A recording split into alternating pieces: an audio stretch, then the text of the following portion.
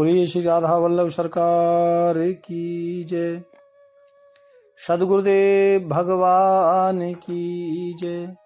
ना गुरुरधिकं तत्त्वं ना गुरुरधिकं तपः ना गुरुरधिकं ज्ञानं तस्मै श्री गुरुवे नमः। प्यारे प्रभु प्रेमियों, नित्य प्रति भगवान के पावन सत्संग में आजकल आप संतों की वाणी का श्रवण कर रहे हैं और आज का विषय है अंतःकरण की महिमा और सरलता से जिसे हम प्राप्त कर सकते हैं और उसमें विचारों को भी शुद्ध बनाना है। प्यारे भक्तों, मानव जीवन में अंतःकरण की सरलता एवं सहजता से ही हम भगवान को पा सकते हैं। ये अंतःकरण की जो महिमा है ये संतों ने, ऋषियों ने बहुत गाई है और गोस्वामी तुलसीदास बाबा ने तो एकदम आरंभ में स्पष्ट लिख दिया कि निर्मल मन जन सो मोहि पावा, मोहि कपट छल छिद्र न भावा। जिसका मन निर्मल है यानी अंतःकरण शुद्ध है, कहते हैं भगवान उसी को प्राप्त होते हैं। तो प्यारे भक्तों, जो अंतःकरण की शुद्धता है वो सहजता उससे प्राप्त होती है और सहजता जिसके पास है वही प्रभु को पा सकता है, जान सकता है। देखो, प्रकृति द्वारा प्रदत्त अनुभव और अनुपम ये जो खुशी एवं अंतःकरण की शुद्धि है, इसके अनेक विचार संतों ने हमारे सामने रखे हैं और शास्त्रों में गाए भी हैं। प्यारे भक्तों, इसी को श्रीमद् भगवत गीता में भगवान श्री कृष्ण ने देवीय संपदा के रूप में स्वीकार किया है। ये जो अंतःकरण की शुद्धि पर हम चर्चा कर रहे हैं, भगवान ने इसको देवीय शक्ति, देवीय संपदा का नाम दिया है। प्यारे भक्तों, वास्तव में विचार पूर्वक यदि देखते हैं तो जीवन अत्यंत सरल है। जीवन जो है बड़ा सरल दिखाई पड़ता है, किंतु अनावश्यक महत्वाकांक्षा और महत्व जो आकांक्षा है उनके कारण उसको हमने जटिल बना लिया है। या जो हमारी जो इच्छा है ना, वो इच्छाएं हमारे जीवन को कठिन बना रही हैं, बना देती हैं, ऐसा आप कह सकते हैं। और फिर उसमें जो उलझ जाते हैं हम और वास्तविक सुख से हम वंचित रह जाते हैं। जीवन तो सरल है लेकिन वो हमारी जो इच्छाएं, आकांक्षाएं ना, उन्होंने उसको जटिल बना दिया, पेचीदा बना दिया। इसको समझने वाली बात है भक्तों।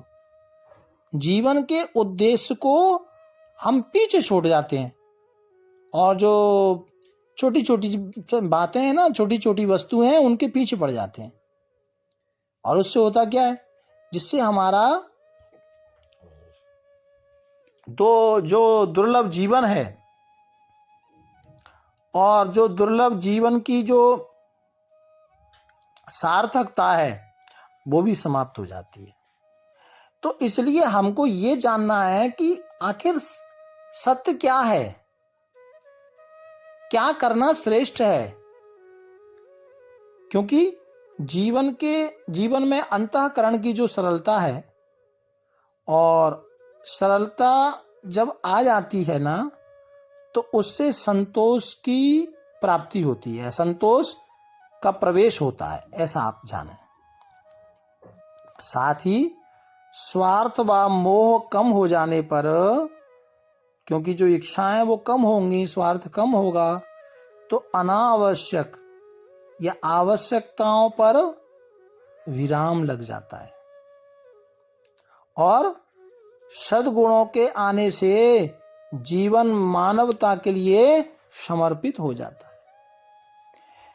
यानी जब हम इच्छाओं को जब मारते हैं, इच्छाओं को कम करते हैं, तो आप देखेंगे कि आप प्रसन्न रहने लगेंगे, लेकिन जब आप इच्छाओं का चिंतन करोगे ना तो फिर मन प्रसन्न नहीं रहेगा। प्यारे भक्तों, और प्रसन्न कब रह सकते हैं? जब हम, देखिए, अब आप कहेंगे कि प्रसन्न कैसे रहें, चिंताएं तो होती हैं घर गृहस्थी में। तो एक आप क्या कर सकते हैं, आपके साथ अच्छा होगा तो भी अच्छा आप कहेंगे, और नहीं होगा तो भी आप रो करके कहेंगे ठीक है जो हो गया। आप उसमें कुछ कर नहीं सकते। तो जब आप किसी कार्य में कुछ कर नहीं सकते, किसी कार्य का फल ले नहीं सकते, तो उसको पूर्णतः भगवान को समर्पण करके अपने जीवन को जिएं, तो उससे शांति की प्राप्ति होगी, मन प्रसन्न रहेगा। प्यारे भक्तों, परम पूजनीय प्रातस्मरणीय गोस्वामी तुलसीदास बाबा जी ने मन, इसलिए आरंभ में मन के निर्मलता की चर्चा की। और वो चर्चा क्योंकि परमात्मा की प्राप्ति का जो प्रमुख साधन है ना, वो निर्मल है, सरलता है। प्यारे भक्तों, ऐसे ही अनेक महापुरुषों ने, जैसे कबीरदास जी ने अहंकार से मुक्ति के लिए कहा, और इसी तरह सरलता के कई संतों ने जीवन में सरलता लाने के लिए कहा। और जब सरलता का, जब हमारे जीवन में अभाव हो जाता है ना, तो धर्म का आचरण हम नहीं कर सकते या नहीं हो सकता, ऐसा आप माने। और उसी तरह